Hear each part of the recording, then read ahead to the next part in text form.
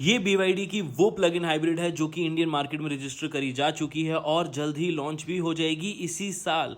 Interestingly इसे BYD leopard 8, बाओ 8 या फिर डेंजा B8 नाम के तरीके से भी बेचा जाता है अलग अलग कंट्रीज में। बट कमाल की बात यह है कि जो इंडिया में आएगी उसकी 1200 किलोमीटर की रेंज होगी। अब ये वीडियो देखो और डिटेल में समझो और सब्सक्राइब कर लो क्योंकि इसका ड्राइव रिव्यू बहुत जल्दी आ रहा है।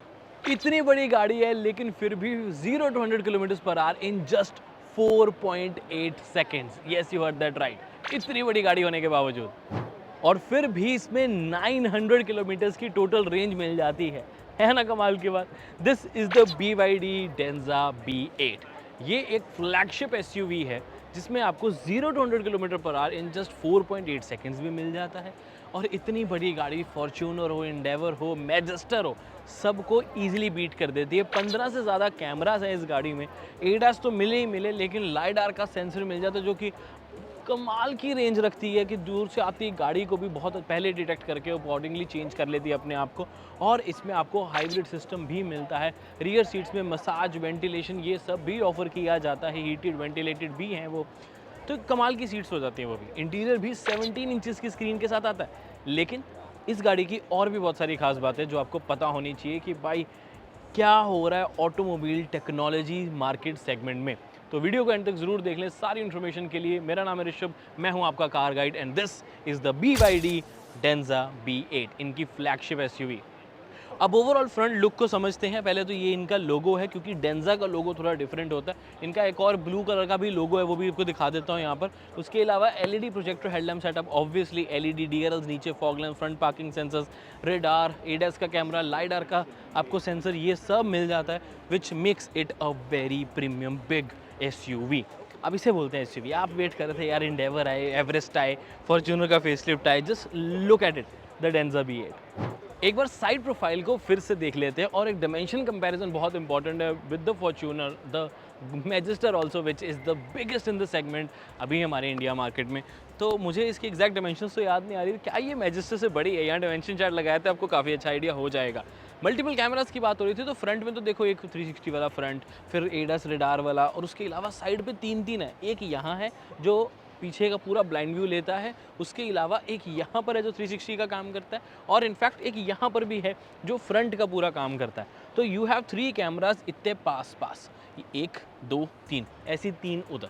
तो ऐसे मल्टीपल कैमराज इस पूरी गाड़ी में हो जाते हैं। वो आपको एक एक गिनाऊंगा नहीं मैं, बट ओवरऑल आप देखोगे तो कितनी ज़्यादा एडवांसमेंट करी जाती है। अभी एक एक कैमरे का अपना सेपरेट रोल है, ऐसे ही नहीं लगे हैं बस। हाँ, ये वाले जो फ्लश डोर हैंडल्स हैं ये बैन हो चुके हैं अब चाइना में, तो इसे जल्दी हटा दिया जाएगा। यहाँ पर लोगो वगैरह दिया गया इसे करते, तो ये मैकेनिकल नहीं है, ये इलेक्ट्रॉनिक है, तो इलेक्ट्रॉनिक वालों को बंद किया गया। मैकेनिकल वाले फ्लश डोर हैंडल्स अभी भी लीगल हैं चाइना में भी और आगे भी रहेंगे। उसके अलावा 310 mm का ग्राउंड क्लियरेंस आप इसका एक्सटेंड कर सकते हो, क्योंकि ये एडजस्टेबल के ग्राउंड क्लियरेंस के साथ आती है, जिसे आप रेज कर सकते हो, which is again a very good thing. तो सस्पेंशन को रेज करके आप इसकी ग्राउंड क्लियरेंस को अप टू 310 mm तक लेके जा सकते हो, which is a great number. Of course rear में भी डिस्क ब्रेक्स मिल जाती है, बड़ा फ्यूल टैंक मिल जाता है। अब ओवरऑल रियर प्रोफाइल, यहाँ पर भी आपको एक कैमरा यहाँ, एक कैमरा ऊपर जो है वो देखने को मिल जाता है, और ओवरऑल रियर प्रोफाइल भी काफ़ी बड़ी लगती है, क्योंकि टायर भी इसका पीछे आया था। सॉरी, थोड़ा म्यूजिक लाउड हो गया, बट अब ऐसे देखो सब मिल जाता है। हाई स्टॉप लैम्प से लेके वाइपर, वॉशर, डिफॉगर, जो बेसिक चीज़ें होती हैं। अब बड़ा बूट डोर किसको कहते हैं? इसको कहते हैं। जस्ट लुक एट इट, कितना बड़ा ही हो जाता है। और ऑफ कोर्स यहाँ पर थोड़े से सामान रखने की जगह दी गई है, और यहाँ पर थोड़ी ज़्यादा स्पेस मिल जाती है, जिसको आप यूज़ भी कर पाएंगे कुछ इस तरीके से। यहाँ पर टूल किट आपकी रखी जाती है, और ऑफ कोर्स ये वाली जो सीट्स हैं ये इलेक्ट्रिकल एडजस्टमेंट के साथ आती हैं, और एक यहाँ पर आपको प्रॉपर चार्जिंग सॉकेट जो है वो भी मिल जाता है, जिससे आप, ये कैसे ओपन होगा, स्लाइडर से होगा, कैसे होगा मुझे नहीं पता, इस तरीके से ओपन होता है। तो प्रॉपर प्लग लगा के काफ़ी चीज़ें आप इसमें यूज़ कर सकते हैं। ये कंट्रोल्स पीछे दिए गए हैं ताकि आप इन सीट्स को, थर्ड रो की सीट्स को एडजस्ट कर सकें। इवन जो सेकंड रो की सीट्स हैं वो भी आप पीछे से एडजस्ट करके फोल्ड कर सकते हैं, कुछ इस तरीके से। जो सारी की सारी सीट्स जो इस गाड़ी की हैं वो इलेक्ट्रिकली एडजस्टेबल होती हैं। अब B8 में आपको मिलता है 2 लीटर्स का हाइब्रिड इंजन सेटअप, जो कि ड्यूल मोटर्स के साथ आता है, यानी कि एक फ्रंट एक्सल पावर देती है और रियर एक्सल पे पावर देती है। तभी तो ये 700 से भी ज़्यादा टॉर्क प्रोवाइड कर पाती है, और तभी तो 0 to 100 in less than 4.8 seconds. Now this SUV is actually super fast. एक एग्जांपल के तौर पे लैम्बोर्गिनी उरुस का 0 to 100 यहाँ पर लिख देता हूँ फोटो के साथ, और इसका भी, तो आपको एक आइडिया हो जाएगा। अच्छी बात ये हो जाती है इस इंजन की कि ये एक टर्बो पेट्रोल इंजन है जो कि 2 लीटर 4 सिलेंडर यूनिट है, और अगेन एक हाइब्रिड सेटअप जो कि 36 या 38 किलोवाट बैटरी पैक के साथ आता है, विच मीन्स आप इसे चार्ज भी कर सकते हो, और ये सेल्फ चार्जिंग मैकेनिज्म पे भी है। This is a plug in hybrid vehicle, तो आपको एक एडवांटेज मिल जाता है कि आपको रेंज एंजाइटी नहीं होती। 900 किलोमीटर एक इलेक्ट्रिक गाड़ी और हाइब्रिड सिस्टम के साथ जाना बहुत अच्छी ऑप्शन हो जाती है। अकेले इलेक्ट्रिक पे चलाना चाहते हो तो 100 किलोमीटर्स वो भी ये चल जाएगी, which again gives it a very good advantage कि अगर आपने जाना ही 100 किलोमीटर है तो आपको पेट्रोल यूज़ करने की जरूरत पड़ी नहीं, इलेक्ट्रिक पे चले गए इतनी बड़ी गाड़ी के साथ। अंदर आते ही एक चीज़ तो रियलाइज़ होती है कि भाई लग्जरी क्या होता है ना, ऐसी गाड़ियों में बैठ के ही पता लगता है। BYD की कार्स की ये एडवांटेज हो जाती है कि भाई जो फीचर चाहिए होता है ना आपको, उससे 10 गुना बढ़कर फीचर मिलते हैं। मैं बताता हूँ, 17 इंचेस की बड़ी बड़ी मैसिव टच स्क्रीन आपको मिल जाती है। एंड्रॉइड ऑटो क्या हो, एप्पल कारप्ले क्या हो, इनकी अपनी भी चीज़ें हो जो होती हैं। सिम कार्ड से लेके मेमोरी कार्ड तक इसके अंदर तो रिकॉर्डिंग भी कर सकते, क्योंकि इतने कैमरा है, इन्होंने रिकॉर्ड भी करना है। ये भी डिस्प्ले 12.3 इंचेस की ये भी डिस्प्ले, इवन ड्राइवर के को ड्राइवर यानी पार्टनर के पास भी डिस्प्ले मिल जाती है। 50 वाट के दो टाइप सी चार्जिंग पोर्ट्स होने के साथ साथ ये जो इस इंजन स्टार्ट करने के लिए बटन दिया गया, this is very nice. Bat mobile वाली फील आ रही है कि भाई इससे तो कुछ होता होगा। कोई बड़ी बात नहीं, इसमें इजेक्शन सीट्स का फीचर भी होता तो मज़ा आ जाता। बट अगेन इसमें 4x4 की सारी कैपेबिलिटीज़, सस्पेंशन को ऊपर नीचे करने के लिए ऑप्शन, डेवलेट के 18 स्पीकर सिस्टम, सारी की सारी सीट्स आपको इलेक्ट्रिकल एडजस्टमेंट होने के साथ साथ वेंटिलेटेड, हीटेड, मसाज, ये सारी ऑप्शंस मिल जाती हैं। स्टीयरिंग पे भी आपको सारे controls, of course paddle shifters, और क्या चाहिए होता है आपको, ambient lighting, wooden finishing, actual wooden finishing, screen भी बहुत अच्छी क्वालिटी की है। यहाँ पर भी आपको कैमरा दिया गया जिसको आप प्राइवेसी मोड से बंद भी कर सकते हो। एक कैमरा यहाँ है, एक कैमरा यहाँ है, इसको भी बंद किया जा सकता है प्राइवेसी के लिए, बट होगा तो ड्राइवर ड्राउजीनेस डिटेक्शन का फंक्शन करेगा। एक फीचर जो इस गाड़ी में नहीं है वो है पैनोरामिक सनरूफ। कैसे नहीं है पता नहीं, लेकिन वही है, यहाँ मतलब इंडिया में लोग थोड़े ज़्यादा क्रेजी हैं कि सनरूफ बड़ी सनरूफ। बाहर उतना क्रेज़ नहीं है इस चीज़ का। बाकी आपको ऊपर रूफ माउंटेड स्पीकर्स भी हैं, multiple speakers, multiple air bags, LED lights, AC vents, you name it, it has it. मतलब मुझे फीचर्स गिनाने की जरूरत भी नहीं। आपके मन में जो क्वेश्चन आ रहा होगा ना कि ये है इसमें, हाँ है, बस सनरूफ नहीं है। जो भी मन में आ रहा होगा वो सब आपको यहाँ पर मिल जाता है। नाइस, बढ़िया यार, चीज़ तो बढ़िया बनाई है यार कंपनी ने, जो मर्जी को। Luxury, true luxury. आप सोच रहे थे ना कि मैं बोल रहा हूँ कि जो चाहिए वो सब मिलेगा, बिल्कुल सही बोला था मैंने। फ्रिज भी है। यहाँ पर फ्रिज भी आपको पूरा मिल जाता है। अपनी ड्रिंक्स रखो, ठंडी रहेंगी।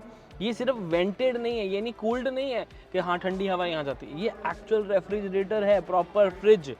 नाइस, यहाँ पर उसका नॉब भी दिया गया है जिसको आप एडजस्ट कर सकते हैं, डिग्रीज को चेक कर सकते हैं, 0 तक, यानी कि -6 डिग्रीज तक इस पर लेके जा सकते हो। यानी कि आइसक्रीम भी रखोगे तो वो ठंडी रहने वाली है। अमेजिंग। बाकी आपको स्क्रीन्स की या डिस्प्लेस की बात हो रही थी तो हेड्स अप डिस्प्ले भी मिल जाती है जो कि कलर्ड है, काफ़ी बड़ी है। सारी इन्फॉर्मेशन बहुत इजीली यहाँ पर नज़र भी आ रही है। रियर सीट्स, अब गाड़ी इतनी बड़ी है तो साइड स्टेप तो चाहिए, लेकिन 2-3 चीज़ें बहुत ज़्यादा अच्छी लगेंगी। अगेन लग्जरी, सामान भी रख सकते हो। ट्रे की थोड़ी सी कमी महसूस हो रही है। पीछे ये स्क्रीन्स हैं, ये ठीक है ना, इस पर भी लॉक लगा हुआ है, ये अनलॉक होती होंगी। हाँ, तो ये आपके AC के कंट्रोल्स हो गए, हीटेड, मसाज, वेंटिलेशन की ऑप्शन होगी, म्यूज़िक कंट्रोल हो गया, ये सब आपको यहाँ पर मिल गया। और इनफैक्ट सनरूफ का कंट्रोल भी यहीं से आप कर पा रहे हो। अभी लॉक है ये स्क्रीन, जैसे इसको प्रेस करके रखेंगे तो ये अनलॉक हुई। ओके, अलग अलग बटन्स हैं, उससे अलग अलग चीज़ें होती हैं। फील्स नाइस, टच बेस्ड है सारा। ऑफ कोर्स टच स्क्रीन्स हैं। यहाँ पर जो आपको इलेक्ट्रिकल एडजस्टमेंट सीट होने के साथ साथ टाइप सी चार्जिंग पोर्ट तक ऑफर किया जाते हैं। 2 को ड्राइवर सीट पे रखे गए हैं उनको। स्पेस भी सही मिल जाती है। इलेक्ट्रिकल डोर है, बटन से ही खुलते हैं। नीचे लैच भी दिया हुआ है सेफ्टी के लिए, अगर कभी हो जाए दिक्कत आए तो। इलेक्ट्रॉनिक्स का भी फेल हो सकता है ना, वो हो जाए तो ये ना हो कि दरवाजे ही नहीं खुल रहा, क्योंकि ये बटन से खुलते हैं दरवाजे। हैंडल भी नीचे छोटा सा हिडन स्टाइल दिया हुआ है कि कभी फंस जाओ, कभी इसकी बैटरी फेल सेफ कुछ हो जाए, कोई प्रॉब्लम आ जाए तो आप मैनुअली खोल सको। सेफ्टी का ध्यान रखा गया। हेडरूम फील्स नाइस, स्पेस ही स्पेस, फीचर ही फीचर।